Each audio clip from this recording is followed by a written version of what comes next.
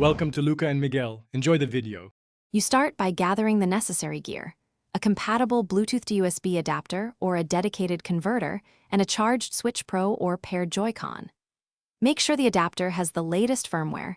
This matters for compatibility.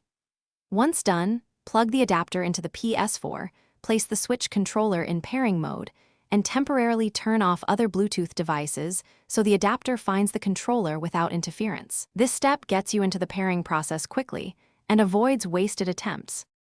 You now pair and map the controller. With the adapter in pairing mode, press the Switch controller's sync button until LEDs blink. The adapter should indicate a connection. Once paired, make sure the adapter is set to Ps4 mode. Some adapters use a switch or button combo.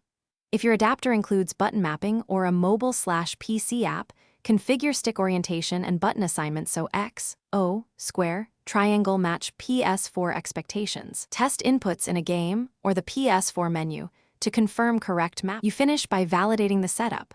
Open the Ps4 quick menu and check all buttons, sticks, and triggers in a game. If inputs feel off, adjust mapping or stick dead zones via the adapter app or repair to reset settings. For frequent drops, update adapter and controller firmware, move wireless interference sources, or switch to a wired USB adapter if available. If audio or microphone features fail, remember Ps4 may not route voice through a Switch controller. Use a standard Ps4 headset instead.